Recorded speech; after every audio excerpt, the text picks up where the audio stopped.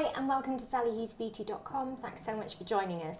So this is a bathroom video officially, but it's not really because we're in the kitchen.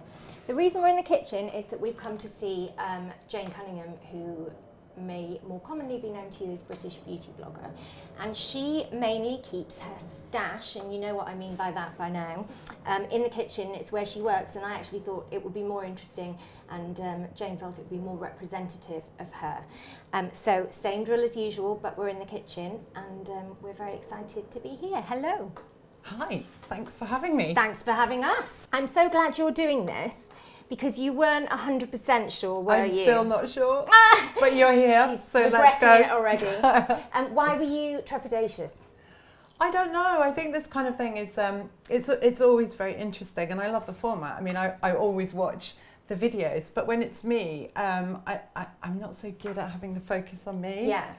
I guess that's sort of the reason, and also because I'm sort of quite outspoken when I get going, and I think possibly I could land myself in more trouble than it's worth. I don't know, but I do feel nervous about it, I have to say. I do. Well, that's fine. Nervous is fine. We're going to come back to your outspokenness because it is a really kind of key part of what you do. But I want to kind of go back because lots of people will just know you from the online space because it's such a kind of new thing, and lots of your audience have come to you that way. But originally you were a journalist, is that right? That's Can you take us way back, how you got started? If I go way, way back, yeah, please do. How I got started was that I got married young. I had my children quite young. My daughter's 24 and my son is 21. How old are you? 50. Mm-hmm. And, relatively, it was young, and I wasn't really interested in having a career. I liked being a mum. But I thought I would do an evening class it was called an introduction to journalism at Goldsmiths, because we're not too far away from there. So I went along for every Thursday evening for 3 terms. And then it just this sort of blind naivety. I just thought, oh, well, I can do this. I think I can do this. And I remember somebody saying to me, oh, well, of course you'll have to start out by doing things free for the local rags and that kind of thing. And I just remember thinking, what's wrong with you? I'm going to write to the Times. But it was just that innocence, I suppose. I just didn't know. So ignorance can be bliss, I think. Honestly, it was. I really, it just... You didn't have the weight of... I didn't. And also, to be completely fair, I didn't have the pressure of having to do it. Yeah. You know? Yeah. So... So that's going back to the very beginning, and I started sending things on spec in the days where you had to fax them. There wasn't another way to send stuff. And sorry to interrupt, what kinds of things are you sending on spec? What are you writing about? I was writing at this features. One of the things, the first thing that I wrote was for a magazine called Junior Magazine. Yeah. And yeah. I used to write for Junior. Yeah. I think everyone's written for Junior over the years, but that I wrote something about the fact that my son was having this terrible relationship with a woman who was really cold and wasn't very nice to him, because he was obsessed with Barbies for some reason. He used to love all this gorgeous blonde hair on her and just thought she was the most wonderful creature. It's a really unrewarding relationship for him, basically. And so I wrote a feature about that, and they said, do you want to write our back page regularly? I was like, yes, and that would be nice, thank you so much. And could I come in and just learn a little bit about what I'm doing? And they said, okay. So I did. I didn't last very long, actually. But then I started. So how old are you at this point? He's got a girlfriend. You must be a bit older. So how roughly? Oh no! He doesn't. He was Barbie, the toy. Oh, he was. Oh my God! Actual when he was Barbie. 3, yeah, actual Barbie. So he fell in love with Barbie when he was 3. Okay, now I'm with you. Okay, so you really are a mum of tiny children at this point. Okay. Yes, yeah. I am. And it was very unrewarding for him, as you can imagine. Yeah, okay, but I'm with you. His heart just belonged to this emotionless, blonde, big-breasted thing. So that was what I wrote about. And so I ended up going to Junior Magazine. Then I ended up having a column in The Guardian about toys, and then from there I used to write the 10 best things for Independent, and then I started writing travel, and I was like, oh my God, I've accidentally become a writer, basically. So you started out, as so many women who become journalists start out, writing kind of parenting things, then you kind of go a bit lifestyle, a bit features. Because you have to write about what interests you. Of course. Because otherwise it's really difficult, a really difficult job. And if you can naturally write, which I think is probably my only talent, there aren't many, but I can. And so, you know, writing about what you know and what you love is you know, it's so much easier to do that. Yeah, for sure. Yeah. So you're writing, bits for the Independent, bits for the Times, and then so at which point do you start writing about beauty? Well, I was sent by a magazine, and it doesn't exist anymore. It was a really great magazine, but I had an idea to do an advice booth in Greenwich Market, just offering advice, anything really, based on the famous New York advice lady. So it was Greenwich Village. Yeah. So we replicated it, but they sent another journalist to kind of mind me, and she was lovely, and we were friends for a very long time, Ruth, delightful. But one of her very good friends was the beauty editor on the Express. So then I got some beauty jobs for the Express, and that's how I started on beauty. I just go, I love it. I don't want to write about other things now. And had you, as a civilian, I suppose, before you became a writer, had you had a love of makeup and beauty? Obsessed. My parents bought me, I was brought up in the middle of nowhere in Scotland. It was the most inappropriate place for me to be born. And even my mum said, you know, your feet were only ever happy when they're on a pavement, not in a field, you know. So they bought me, when I was about 12, I think, this beautiful Estee Lauder, you know, those big bonus boxes that they do. At Christmas. They bought me one of those. So not only was I sort of quite convinced that I was like living in completely the wrong place, but also that they quite clearly couldn't be my parents. And then I got this on Christmas Day, and it was this revelation, oh my God, they actually are my parents. Because they do actually know me. Yes. Yeah. And I remember opening the thrill, the smell of everything. I just couldn't have loved a thing more. So yes. So it already lit your fire as a subject. Totally. And had you been sort of aware when you had gone to that original writing class, had you been aware that writing about beauty products was a thing that you could combine this love you had? Yes, because at the magazines, you know, I would bypass features and go straight to the beauty.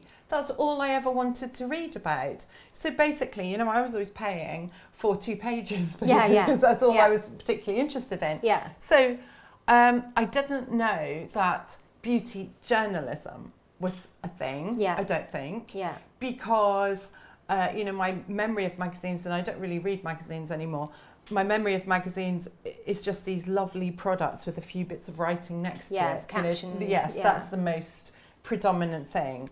But I would just avidly be looking. So at this point you realise it's a thing you can do through your friend.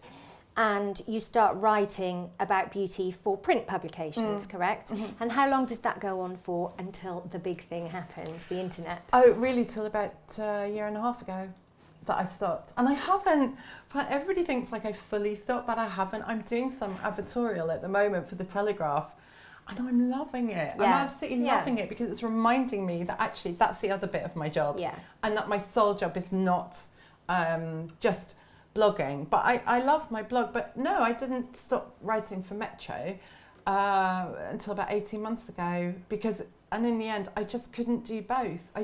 The blog had by then turned into this kind of beast, and you must remember that nobody knew where they were going to end up. No. We still don't, you know, it's a continuous journey.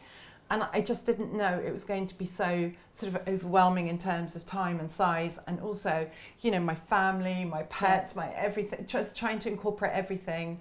And when Metro sort of had a change about, I just thought, I'm not going to fight for this. It's 80 quid a day.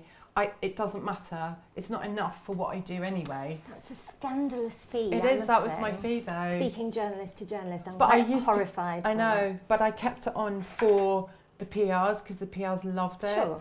And it was currency for me. Sure. And it's kind of leverage, but I guess that doesn't... And that currency, I knew it would happen, but of course it has very much depleted now.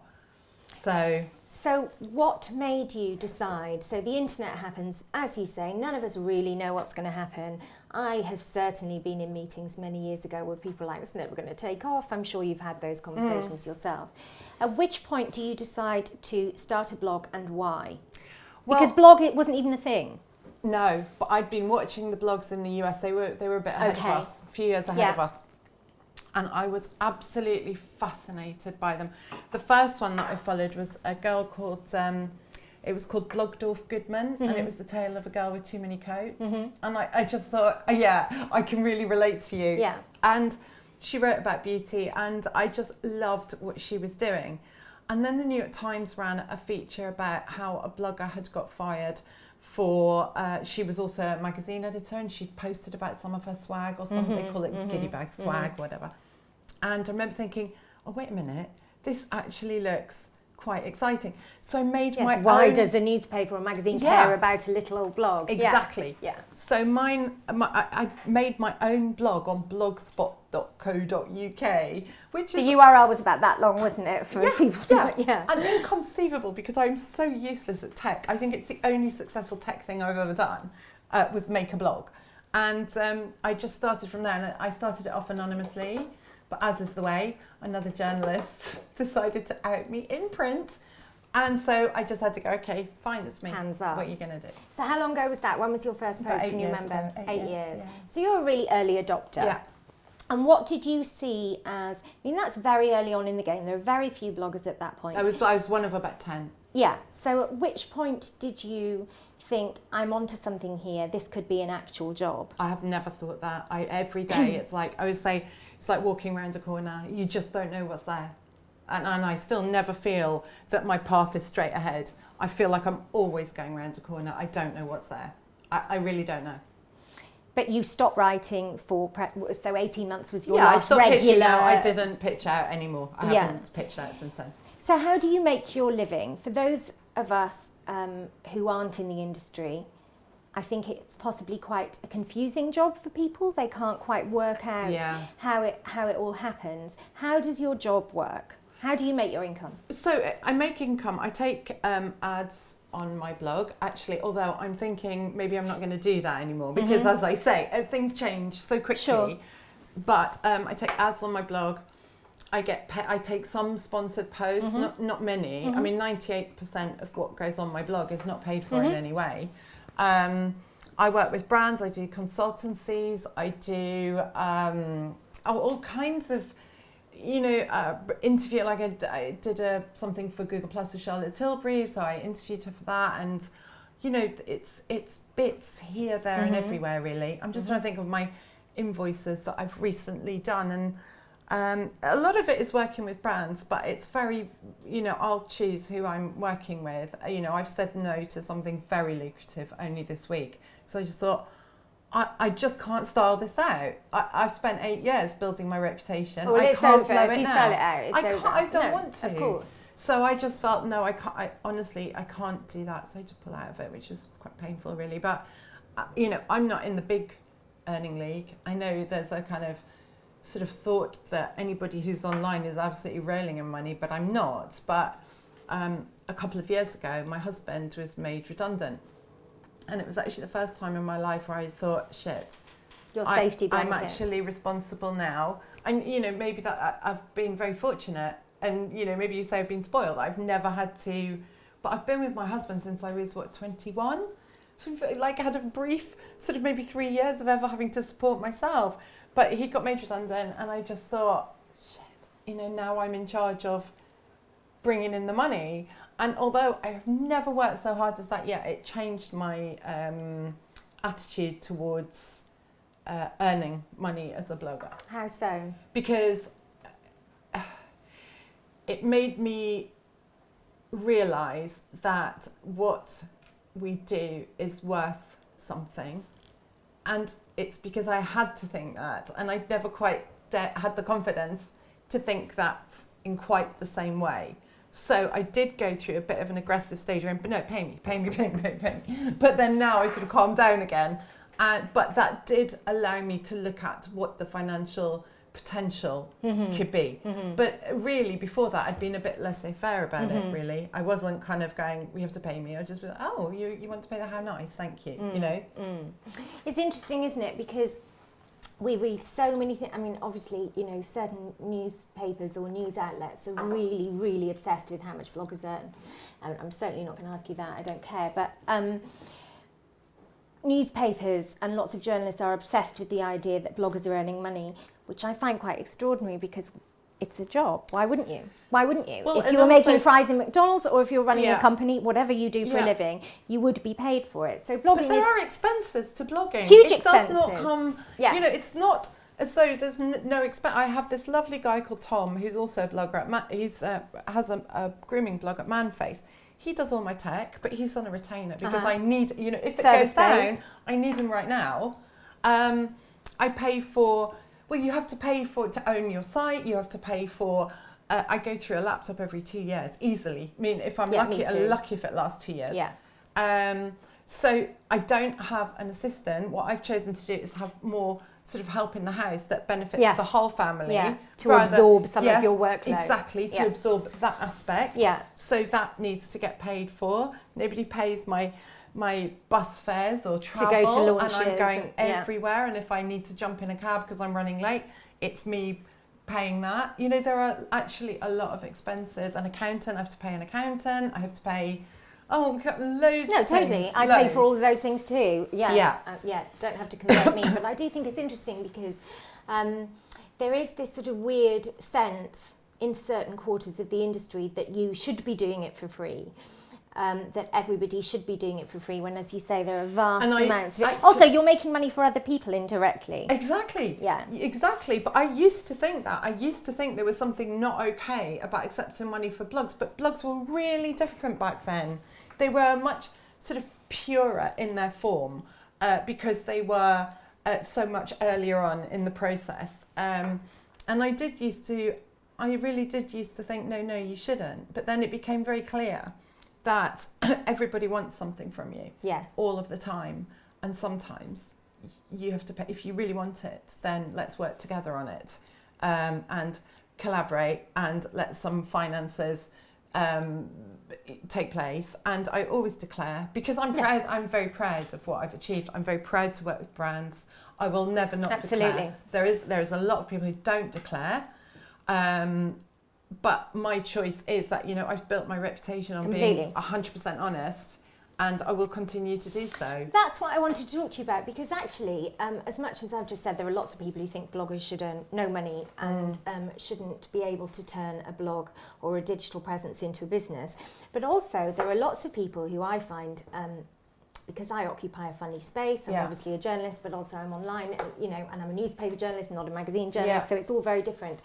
But I do often hear people talk to me about blogs and digital sites as though, well, they're the honest ones, printed are the dishonest ones. Now it's changed so much because actually you have good and bad across the board. So you you have honest journalists, you have dishonest journalists, you have honest bloggers, you certainly have dishonest bloggers. And I think that the time of saying, well, blogs say what they think and journalists don't, is simply no longer the case. Have you seen that evolution take place?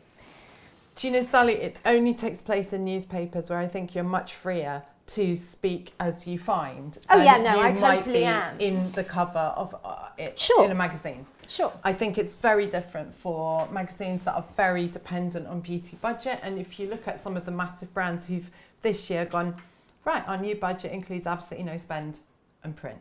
It is all digital. Oh, sure. There must be some magazines just going, what are we going to do? Oh, that's certainly true. Yeah, I mean, you know, and actually I think it's rather irresponsible of the brands to really just suddenly turn off a tap.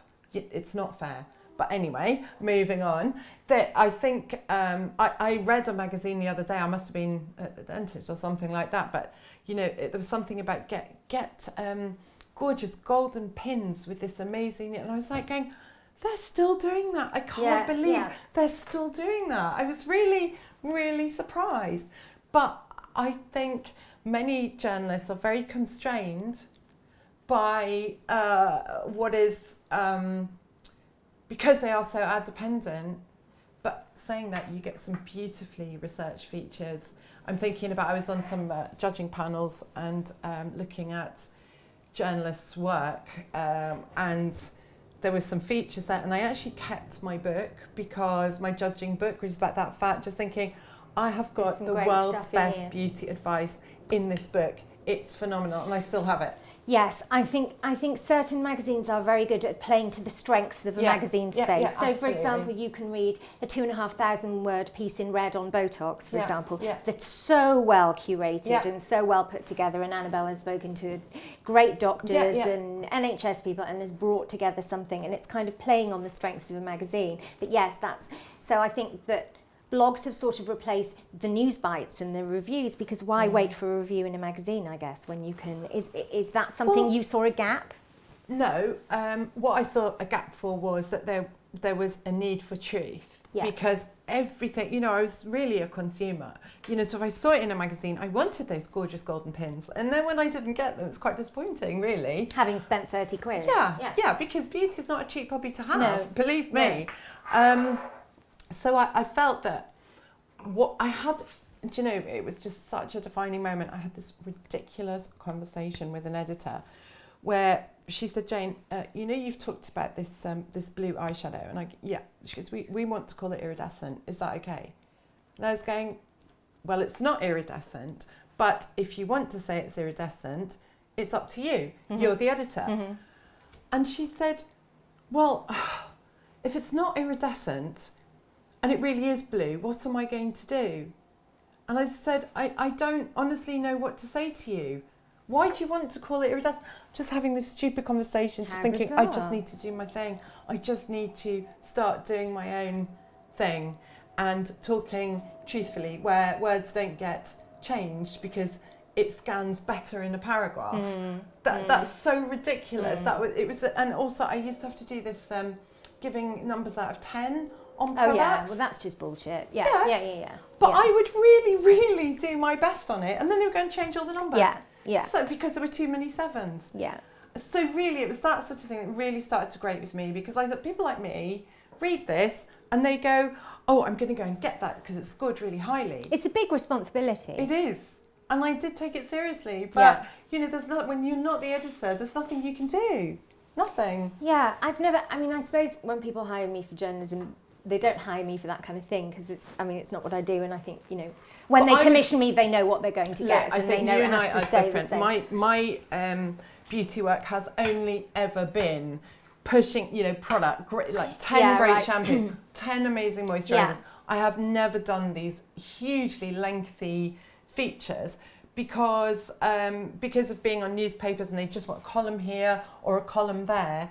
I did have a double page fashion spread for quite some time, which was a bigger surprise to me than anything that's ever happened in my life, and I hated every minute of it. In a newspaper. I don't know how I got it. There just wasn't anyone else to do it, and I hated every minute of it. Interesting. I have certainly, in a long time ago, I have had some absolutely extraordinary commissions along the same lines as you're talking. Haven't had that where kind of people would change my opinion, but I have had commissions where it's been like, a long time ago, we need to do a really in-depth feature on the best serums this season, and then I've had the brief and it's had a list of the people who are advertising this season and their new serums, and I need to hit those spots. That's only happened to me once, I have to say. It's generally not why people hire me, but it's rife. It's enough. It was enough for me to know how often it goes on and how normally it's presented to you. But then you would say, if you are like a jobbing writer, then sure. it's your job to write it. You've got to pay your mortgage. Yeah. But there was just a bit of me that just thought, no, I need my space to say, really be very honest about products. So you start a blog because you feel kind of so constrained by this need for dishonesty, advertising pleasers and so on. You decide to dig your own way and you start your blog. How, in those early days when there were maybe 8-10 of you doing exactly what you wanted to do, how have you conversely seen the blogging world change to become murkier in areas? Which sort of pitfalls have you had to leap over to stay true to yourself? Well, probably none, because I've been very, very clear about how I want to speak from day one, pretty much. I think if anything, I've got less, I don't know what the word is, I've got less controversial, like I try and be kinder about things maybe, rather than go outrageous, disgusting. I just go, well, it's just not great. And, so I feel like those edges of outrage have softened a bit, I suppose. But no, I've always been really clear about how I want to speak about beauty, and it was in a way that then nobody else did, and it's still, to some degree, is still in a way that nobody else does, I think. Yeah, and I think the moment commerce becomes involved in anything in the world, whether it's writing, anything, the moment commerce becomes involved, there are some people who will just take money and kind of drag down the whole industry.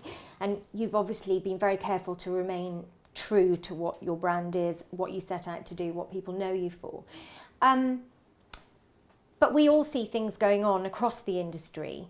How would you like that to change, or do you think we just have to accept that some people are a bit dodgy? Do you know what? I think you just have to wait for karma to catch up. You know, what can you do? I purposely, I know we were discussing before, I don't look at other people's work because it's the road to hell. You know, you basically, especially if you're my age and you see like all the young bloggers or vloggers, whatever, are getting all the work from all of the brands, and you know that you're not, because maybe you said something about a product a while back and somebody in marketing is still like sticking pins in an effigy, or you're just too old, basically, which is quite often the case. So I think that I just leave people to their own. I know some of the individuals who aren't necessarily as straightforward as I think people would like them to be, but you know, fine, just, you know, make hay while the sun shines, because something like the ASA, if they ever get any teeth, will bite your butt, and it's nothing to do with me. Yeah, I mean, you can only clean up your side of the street. Yeah, exactly. You know, there was a time where I felt I had, I suppose, felt a bit more responsible for the genre, because I was one of the first. So I felt quite like a caretaker of it, if you like. But I made loads of mistakes. I was just so obnoxious and difficult and awkward. In what regard? I don't know. It's very rare to hear somebody say that. So do you look back sometimes on some of the things you said and did and think, oh God? Yeah, really, I do. I feel really ashamed actually sometimes. And we're getting into like girl spats. Yeah, That's really. so inappropriate for me. And now I wouldn't even dream of it. But you've got to sort of remember that 8 years ago, we were in a different time of blogging and of the internet, and it was discovery, and you could form bonds very, very quickly with people on something like Twitter, very quickly, and you could equally fall out on Twitter, and you could use your power to cause them damage or harm or something like that. So I have in my time behaved quite badly, but you know, now there are things that I would never do again. It wasn't dignified, but at the time I didn't know how else to do it, because it was still evolving. New yeah, medium. exactly. You just, that's the thing that nobody really understands about this whole blogging thing. It's like, it's still so much a work in progress, and I don't want to become cautious, because then that stops me doing what I want to do and saying what I sort of want to say to women. But on the other hand, if you lack caution, you are sometimes, you make mistakes. Yeah, no, absolutely. I mean, I think it takes a big person to look back and go, Christ. I mean, yeah. I do though sometimes. Yeah. I look back and I think I wish I could change that. It's kind of important to life, I think. Yeah. So lots of people watching will roughly know how our industry works, but I'm just going to whiz through a recap because I want to ask you about it. So, okay, we both write about beauty. So what happens is everything that comes out is sent to us. So all new products pretty much are sent to our houses or office, wherever you work. And all the products are there. You're interested in some more than others. You try the ones you're interested in. You kind of work out what makes an interesting story, work out what's new, or whether you have something interesting to say about it, and then you put it on the page. So the people who send you those products, send us those products, are PRs. Yeah. And the job of a beauty PR is to obtain coverage, ideally good coverage, for the product, the latest product or hero products or whatever from the range. Now, how does that relationship work? Because I'm going to speak bluntly here, Jane, because I know that's your style. You have sometimes had a complicated relationship with PRs in the past. I do, to be honest. Tell me about that. That's a good way to describe it, as complicated, because you know, what I'm trying to do is undo the PR so that I can send out sort of more useful information, I suppose, to women who are interested in beauty. So the first thing I do is take the bullshit out and then just, you know, sort of strip it to its bare bones from there. And that's not necessarily always what every PR is after. I would say, you know, if I think a product is not good, I will say so. And purely because I think I would like a warning if something is not working. But I'm usually sort of careful to specify that it doesn't work for me, you know. But when you're seeing products literally hundreds every day, you get a feel for products. And, you know, there are some that have no place in the marketplace. You know, I don't like the messaging, let's say skinny sticks, like the thought that you could drink a drink and it would make you thin. It's just, that would never happen. And yet there are people who are so unhappy with themselves that they will spend £30 on something like that and then be thoroughly disappointed. You know, how a woman looks is so key to her happiness, I think, or how she perceives herself is so key to her happiness, that there is a little bit of the, you know, they're trying to buy their way to being more beautiful or more perfect, but that pressure obviously comes from themselves, and it's not helped by the message from the beauty industry. And, you know, I just think there needs to be some balance to people constantly being told, you know, if you look 10 years younger, your whole life would be different. You'd be better. Men would find you more attractive. You'd have more friends, etc. There needs to be somebody going, no, you wouldn't, just so you know. I just think it's important that there is a counter to that. So I'm not often in direct conflict, but things do get sort of awkward. And I mean, some brands won't work with me anymore. And particularly that what I've noticed is PRs go, she's a blogger, she's not a print writer, so therefore now, and because I know the difference, so now we're going to put you in the blogosphere, which is completely fine. It's where I belong, in part, I think, but they make it somehow like a demotion, and I don't feel it is a demotion in any way, shape or form. But it is presented as such. Well, this interests me because there actually aren't that many people who've done both. And I think based on what you've said, I don't think you'll mind me saying that you were a jobbing journalist. Yes. You weren't a big shot editor. You were a jobbing journalist who wrote your copy, sent your copy, saw a byline in decent publications for a few years. Yeah, totally that. Yeah, and now you are, I think one could successfully argue that you are a bigger blogger than you were a journalist. Yeah? So it's interesting to me that you are a more powerful blogger than you were a journalist, but you feel that there is still disparity in how you're treated. As a big blogger, you're treated as less than an successful journalist. Definitely that. Okay. And not by all brands, I might say. Not by all brands, but certain brands have made it very clear that I now am expected to go to events where the DJ set starts at 9 o'clock at night. Yeah, well, those things make me hysterical, as if I'm going to go to that. Honestly wrong with you? Yeah. Because I need to be lying down by then because I'm not 20. Because your church is on. Yes, exactly. So, you know, things where the blogging industry or, you know, the way that PR and marketing is targeted towards bloggers does not take into account somebody who's 50. It just doesn't. It's cupcakes and a DJ. Well, exactly. It's not we've moved on. Have we? I believe it's macaroons. Okay.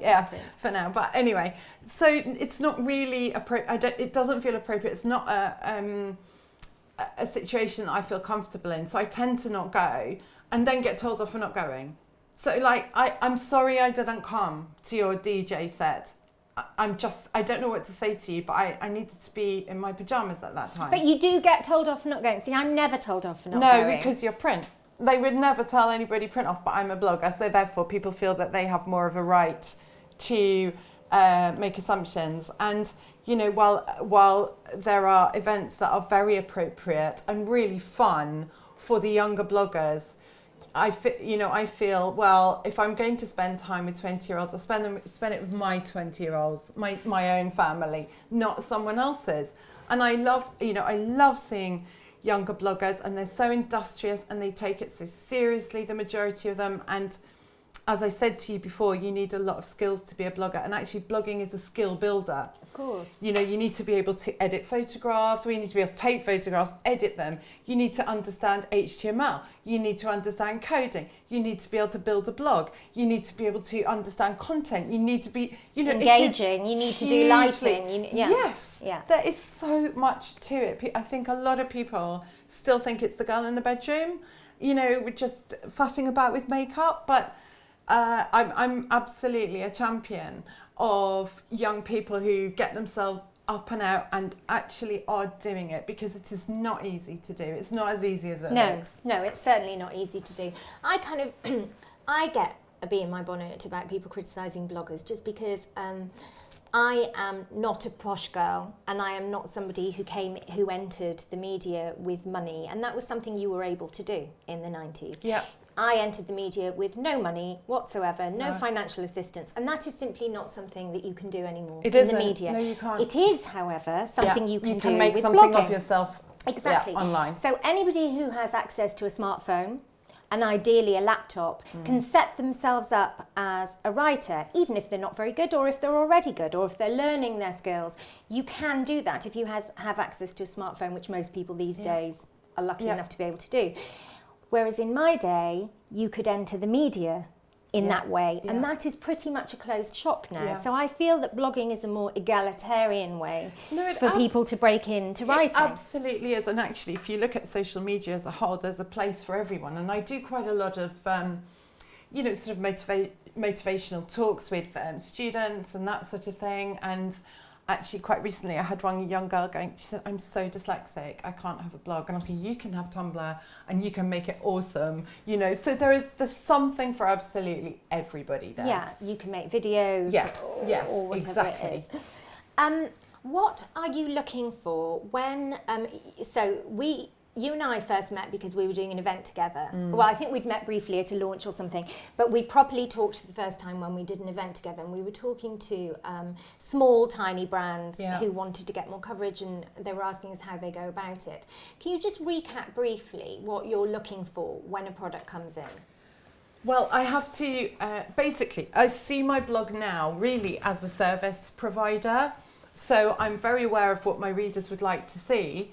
And that has somewhat surpassed what I would like to provide, if you know what I mean. I mean, I'm lucky enough to have an awful lot of readers, so I've got to listen to what they want more than what I want now. That's one of the ways in which it's changed. But I'm looking for, I love makeup. Makeup is my thing. That's your thing, isn't it? It's That's your passion. So my thing. Yeah. I adore it. And so new brands, new products from existing brands, they can be high. I'm as happy writing about Superdrug as I am Selfridges. I really don't mind, as long as it is performing at a level that feels like it's a value for money for where it's sitting within the market. Sometimes you can look at products. For example, blogs are the best place in the world for someone to say, excuse me, why do we not have enough foundations for women of colour? Yeah. Why is that exactly? Because back in the day, we were fobbed off, there aren't enough people. I'm sorry, have you been to London recently? Or to Birmingham? Or to Leeds? And we carry on up the country where we are multi-ethnic. Who's providing this makeup? Nobody. Or very few.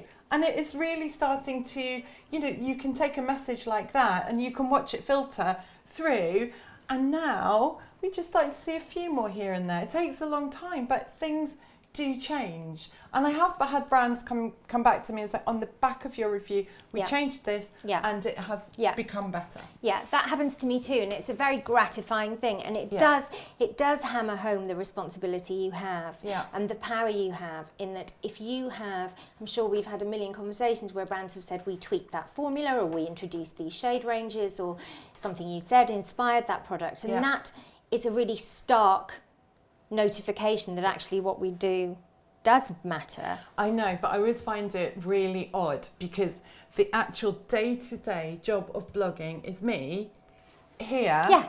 behind my computer. I have no concept of what's going on in the outside world. So when I get feedback from a brand saying, oh, by the way, we did listen to this, I'm like, oh, I'm always really astonished. Or if I get a brand who's gone off in a sulk because they didn't like something and they don't like my review being there or something like that. Again, usually I'm completely oblivious to it until there's like a massive silence. And I'm like, oh, have I said something? I don't know. So I'm actually quite isolated. I work on my own a lot, and that's one of the real downsides to this is, when you're on your own all the time, things can fester and then become things they're not. And, it's not really, I don't think it's all that healthy. I'd love to have an assistant or somebody just to bounce ideas off. I think that's true, but I also think there's a lot to be said for not really looking at the wider context as you're writing. I'm really oblivious because, like you, I work for myself, so I sit mainly in my pajamas writing stuff. And I do think there's a lot to be said for not seeing an instant consequence the way you might on a magazine or a newspaper in the office, because I don't work at The Guardian ever. No. So I think when you're in an office you see other people's reactions or you see stats coming through. I actually think there's a lot to be said for just doing what you do, and if people appreciate it, that's good, because you kind of don't want your work to be sullied. It's that kind of dance like no one's watching thing. Well, it is that, and then when there's comeback on it, I'm always really surprised, because that will have maybe been 20 posts ago and I've forgotten about it because I pushed so much out. If you're imagining a brand reading, I think it would really affect how you write. You can't. And I keep saying to brands, I'm not writing for you. The point is I do not write for brands. I write for the people who read my blog. And sometimes that's not always going to be comfortable for either party. But there it is. Yeah. Right. I personally feel it's becoming more about the people. I go to things where there are no other newspaper people there, or there are no press people there, and it's me and a load of digital people, or me and some magazine people, because I feel like PRs are becoming more strategic about what the individual does than the medium they work in. Or are you going to go, no? I think, no, I'm agreeing. I'm doing that no yes thing. Okay. I am agreeing with you, but to me, what it feels like is that blogging went a bit Wild West for a while, where brands just went, oh, we don't know what to do. And now they're reining it back in. Yeah, I think they're determined to have their control back. And actually, that's not going to suit me or my readers in being able to get out the message that I want them to have, and not necessarily the message that the brand wants them to have, which is that you will look younger, more lovely, more successful, people like you better. And that's completely not okay in my view, and particularly when it comes to older women, as we are going to touch on. But I think they are trying to take back control, and that is difficult. So I work with a lot less brands than I used to, because I'm just like, life's too short. There's 8,500 brands in the UK. I can afford to drop a few, because I'm not going to be told how I can do a thing. I'll do it how I like. And actually, as has happened quite recently, fine, I'll just wait and I'll go out and buy the products and then I'll review them, and then there's nothing you can do. But I'm not going to be in this sort of, here's how we want it written about. I'm like, sorry, love. No, it's not going to happen that way. No, it's not an advertorial. No, precisely. I don't write for brands, I write for readers. Yeah. So I mean, I do think it's changing. You will see, you'll go to kind of a big skincare launch that historically was a load of glossy editors, and now there'll be you, and there'll be Caroline, and a couple of others who are blogging at a high level. And I feel the whole thing's becoming more bespoke. I mean, I'm sure there are lots of people in print media who are extremely nervous. In fact, I know there are. But equally, I think quality is pushing its way to the top, in that if you are a quality blogger or if you're a quality journalist, then you're part of one group rather than a print or a digital. Which is really nice, because for a long time we were oil and water. Right. And, because I was sort of somewhere in the middle, it was always quite awkward. Yeah. But now it's a bit more of a merge. You're correct. And I think that's actually very nice. And I guess it means that, you can go to an event and many different points of view and different stories will come out from one thing. And that's got to be all to the good, Yes. I would have thought, rather than where we all used to turn up, sit down, have this thing presented, all go away and write exactly the same thing. Yes. That just does not happen That's anymore. why I practically never go to launches. Yeah. And I just can't, who's writing my blog? yeah. When I'm at launches, it's just, it's so hard to do everything. It really is.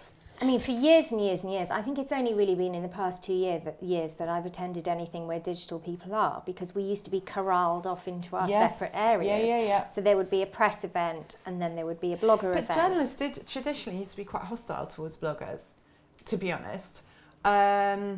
But I think that has really changed. I've noticed a much kind of kinder, accepting atmosphere. Yes, I think that's from right. both sides. Yeah. It was not just a question of journalists being hostile. And I remember actually one of the saddest things was that a makeup artist wrote something very demeaning about bloggers, saying that they were all disgusting hairy armed swatches and things like that. And I remember really being angry about it and writing a big long post going, you do not understand that the people you are talking about idolise your work, they love what you do, they think you're awesome, and you have just broken 1,000 hearts today by some horrible jealousy. There's no blogger that's pretending to be a makeup artist unless they actually are one. They're just women who love makeup. I think that's been one of the really special things about blogging, and I think the thing that was so required is that for the vast number of women who read blogs and watch YouTube tutorials, especially if they're women over a certain age, it's the first time in their entire lives that they've seen product on women who look like themselves. Yeah. So I'm obsessed with magazines. I grew up obsessed with magazines, and you saw makeup on models. And obviously I'm on my own page, certainly not a model, 40 years old, mother of two. And there are many, many, many blogs where the blogger is putting makeup on herself or making videos. And actually, I think that's an incredibly important thing for women's self-esteem, to know that beauty is not an exclusive club. It's not for the really beautiful girls. It's actually for everybody. And let's have a look at it on a normal face. That's quite a powerful thing, right? Do you know, yes, it is absolutely true. And if you think about older women who've constantly been told that everything in their lives will be better if they looked younger, if only there were not those creases on their faces or things like that, so they sort of start to feel fairly desperate.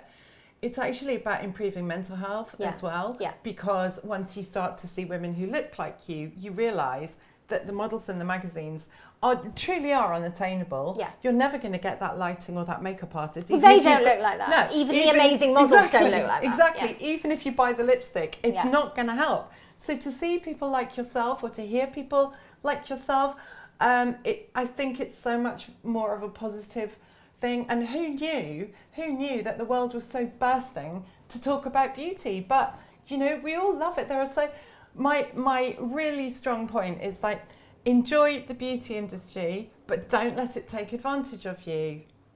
Well, and also letting people know, my sort of obsession along those lines is, please know the difference between beauty and beauty industry. They're two completely different things. Of course they are. Beauty in its purest form is incredibly empowering and positive and a wonderful thing. The rituals involved are such a pleasure. Taking care of yourself. So bolstering. Yeah. For many women it's a matter of self-respect, of self-care, of self-love. And the beauty industry is an entirely different thing. It's like, I can hate battery farming but still love cooking. Yeah. You have to be able to separate the commerce behind what is an innate impulse. But the marketing departments, the whole goal of those is for you not to be able to tell the difference. Yeah. Which is why I think our job is a buffer. Yes, exactly. Is that we're the bridge between the brand and the consumer. Yeah. And hopefully when they travel across that bridge, they're going to be armed with more information to take to the other side. And entertain. And then make their own decision. Yeah. I'm not telling people what to do. I'm telling people what I think might be an idea. Yeah.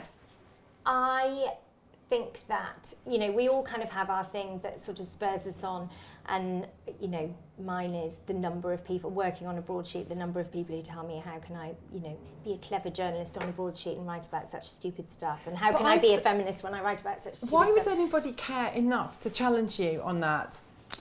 because they have really small penises. I don't know understand. what I've it is. often heard you say, actually, you know, I'm a feminist and I still get asked about how I can be a feminist All the and like time. beauty. All the It's like, time. why would anybody be asking you that? It seems that All the there time. are massive issues in the world. All the time. Stop worrying because Sally likes a lipstick. The other thing, Just, you know, move on. that I have quite often, that I was talking to, I mentioned this to Nadine Baggett the other day. There was a bit of a Twitter conversation going on about this.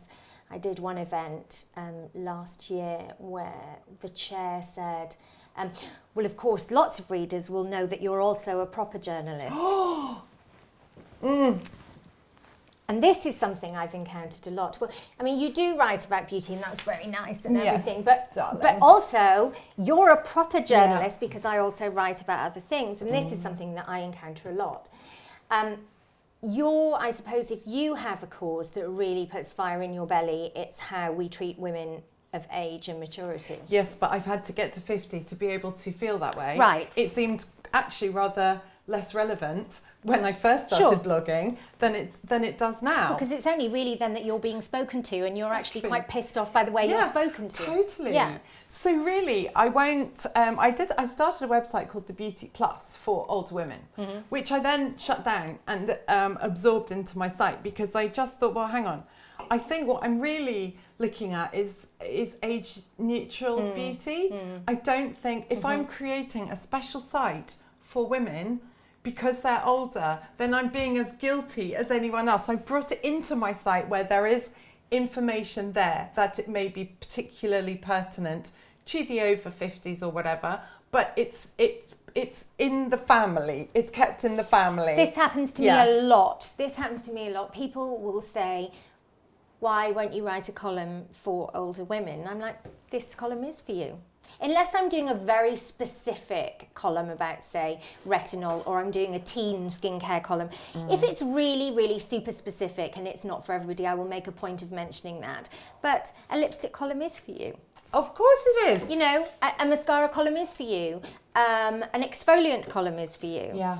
And I think women have been told so many times that they're a special case and they need to go over here, that they don't realise that I'm not talking to 30-year-olds. Exactly. So mine is embracing all ages. It's about just enjoying beauty products. You know, I have a bit of Botox. I don't mind having a bit of filler. I feel as though how I choose to go down the aging path is my business, but I'm telling you, when I write about it, which I quite often do, there are lots of women who've got plenty of questions and they've had no one else to ask. And to me, I'm like, good, because now you're making choices and you've actually, based on a very honest answer, because I'll always answer everybody, but then equally I get people saying, oh, how can you be age neutral when you have Botox? No, rubbish. But it's the two things, they're not relevant, really. Rubbish. You manage your age or don't manage your age as you see fit. The Botox thing is really fascinating. When there was one day, I can't remember where I posted it, maybe on Twitter, I was raving about mesotherapy because I had mesotherapy and I absolutely loved it and saw such an incredible result. Anyway, I wrote about it and nobody tweeted me. I think it must have been on Twitter. Nobody tweeted me. And the next morning I had about 25 emails from readers furtively saying, where can I go for mesotherapy? Yeah. Where did you get it done? Dr. Frances Prenner-Jones is the answer, but whatever, you can get it all over. But so I had all these emails of people secretly saying, too embarrassed to say on social media in case people shouted at them for being interested in mesotherapy. Exactly. And I think that's terrible. You won't believe it. I've had someone turn up at my doorstep, slightly alarming, but nonetheless, to ask for a recommendation of where to go for a facelift. Wow. Because there's literally just no one else for them to ask. That actually happened. And I did send them to someone very good. They subsequently went on to have it.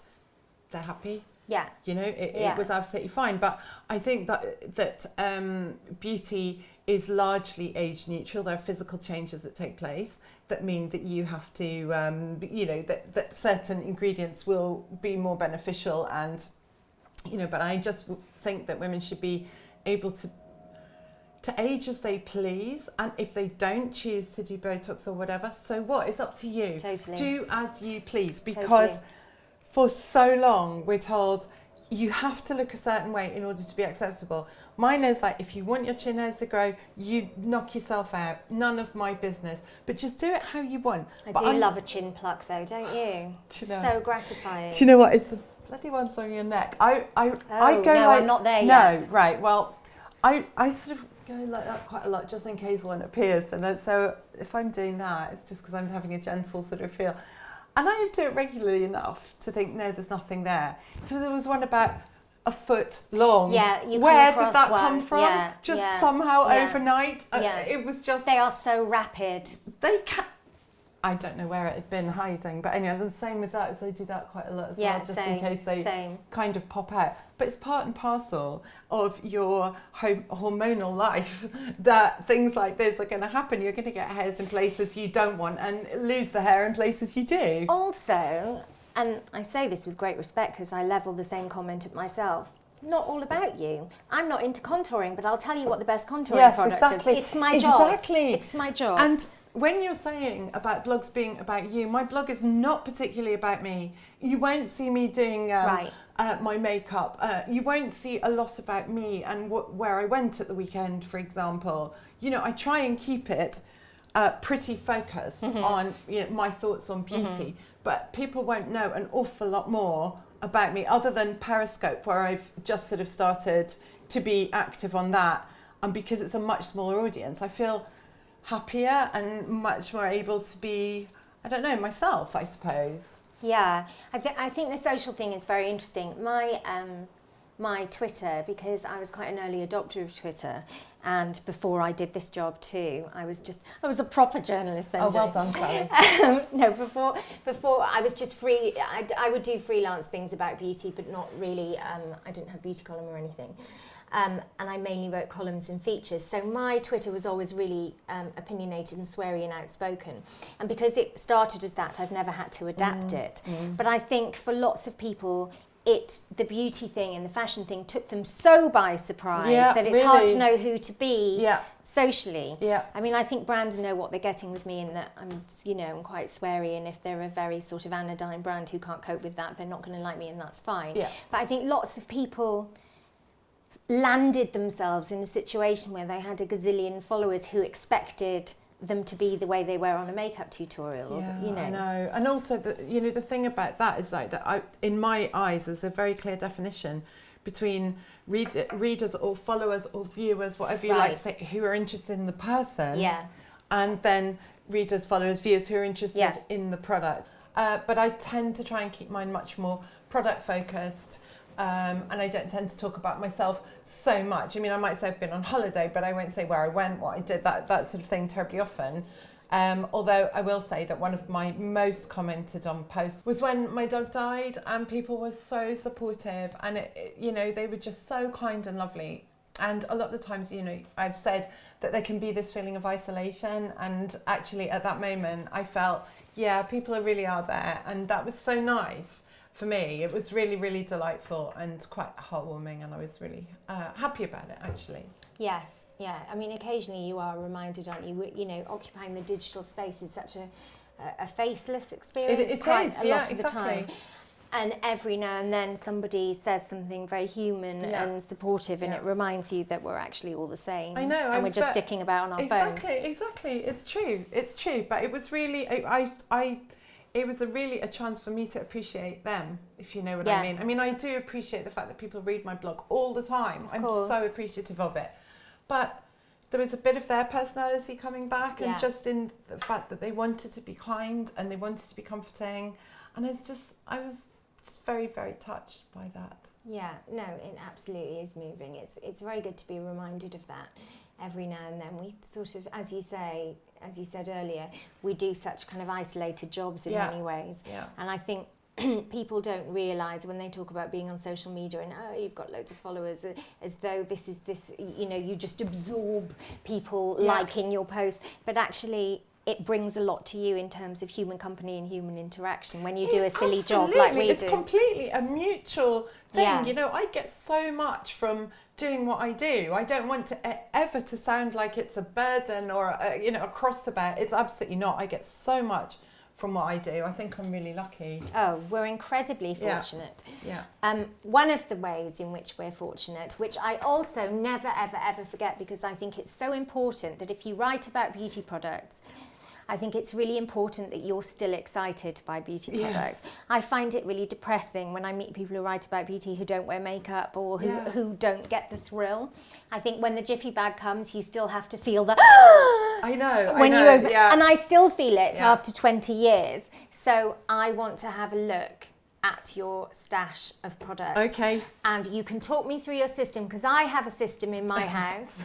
And Caroline has a system in hers, and makeup artists, everyone I interview for these videos has a very different system, so I want you to talk me through yours and pick out a few favourites, if that's all right. Okay, but I'm worried you're going to be very disappointed by my system. Oh, I use the term loosely, Okay, Jane. it's a loose system.